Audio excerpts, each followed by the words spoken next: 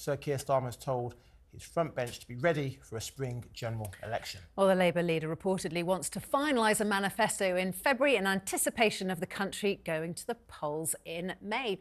Joining us now is political correspondent at The Spectator, James Heale. James, to me, this seems a bit like wishful thinking from the Labour Party because they are so far ahead in the polls that, of course, they would want to go sooner rather than later. Well, quite. But I think that this is really about no complacency being the mantra of the day. I'm aware that last month, Morgan McSweeney, sort of Labour campaigns overlord, told all the staff to be ready for an election. And that meant that if it was going to be a May election, all the policy has to be done and dusted by February, and therefore the actual election will be called in March. You think that's only about 12 weeks away from now. Yeah. So they want to have that on a war footing because they think, OK, if we do go early, then we're ready for the Tory attacks. And if we don't, well, at least we've got everything kind of nailed on, bolted, etc., if there is going to be an autumn general election. But Labour are already ahead in every poll. Wouldn't it be more sensible for Starmer to just keep stum and let the Tories keep messing up? No, I think that, I mean, well, you listen to Labour, they'll say, we're not taking any votes for granted, we don't want to be seen as sort of preparing ourselves already, etc. And of course, I'd say 2017, when Theresa May was going around saying, well, the election's going to be about Brexit and acting quite sort of as though she'd already won the election, that voters turned off from that. And I think what's interesting today is there's polling in the Times showing that, you know, Labour have a lead on every issue, but the issue in which they have the least amount of a lead is defence. And so you have a big piece by John Heale in that paper talking about Labour's plans for defence, and really that's the point, is they want no-go areas. They want to be able to attack the Tories on everything, and that's why they're thinking we can go out and win this and take the fight to them. Actually, I'm glad you brought that article up. I read it this morning, and the language rather than the substance is what really interested me. You know, John Heale, the Shadow Defence Secretary, saying things like defence is in the Labour Party's DNA. Well, I don't think most people would agree with that, but that's the message he wants us to think. Of course, he wants us to forget the days of Jeremy Corbyn and their sort of pretty appalling defence policies.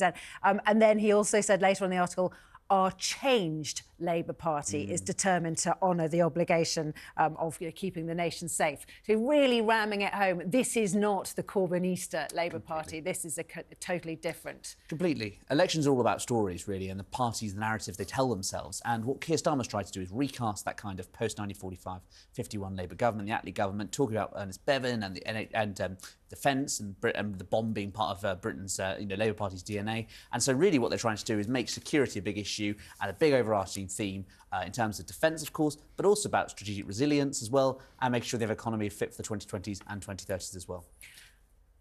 So I was just going to say, just on those polls that you mentioned, also fascinating that the Labour Party is miles ahead on crime, the economy and immigration. I mean, those have always been the traditional Tory policies that Labour couldn't get anywhere near. The Labour Party always ahead on the NHS, but not on those three areas. Well, quite. And I think what the interesting question will be is, what do the Conservatives choose to emphasise? Because I think that if you look at, for instance, migration, since it's increased in salience over this year, more voters have gotten aware of it. And hang on a sec, you've had 13 years, etc. Why haven't you dealt with this properly? I think the challenge for the Conservative Party is to make it a kind of choice rather than a referendum. Because if it comes to a referendum, as you say, the polling suggests that just 6% say the Conservatives are doing a good job and are ready for a fifth term of government. And the most interesting polling I saw this year came out last month, which showed that just 3% of voters think that the Conservatives have done a good job in public services since 2010.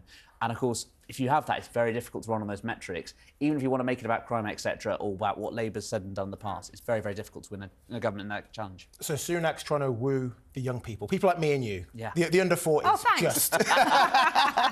So scrapping or reducing inheritance tax, making it easier for first-time buyers. But is that what young people really care about?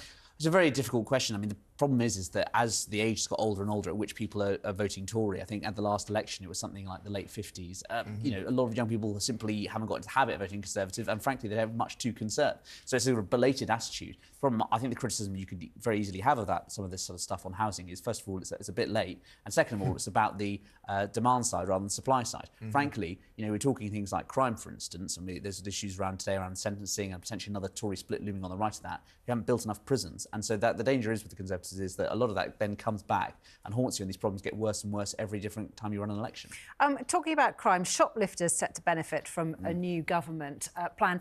Obviously, last year, or this year, 2023, shoplifting became a really big political hot potato, with many retail organisations saying the police simply aren't taking it seriously, they're not turning up. This has now become a crime that goes totally unpunished. But do you think it's a vote winner?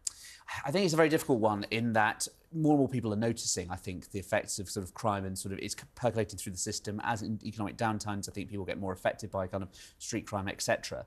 The danger is that when you have a sentencing bill, it's all about a zero-sum game. There are only a certain number of places in the prison system. Who do you put in those prison cells? And I mean, frankly, most people, I think, would say we want to put the most serious, hardened criminals, repeat sexual offenders, murderers, etc. The danger is that you then get repeat shoplifters who are able to walk out effectively. And so this is a good piece of labour analysis done from a parliamentary question.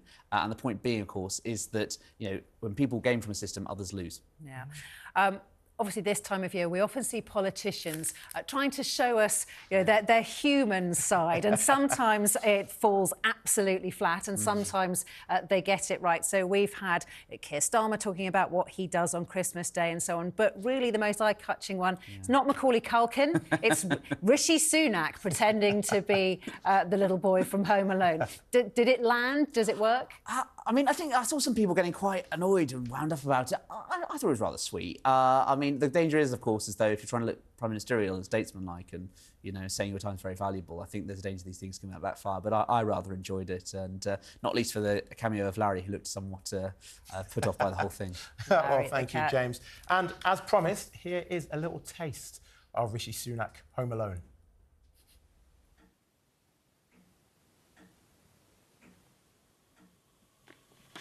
Am I the only one here?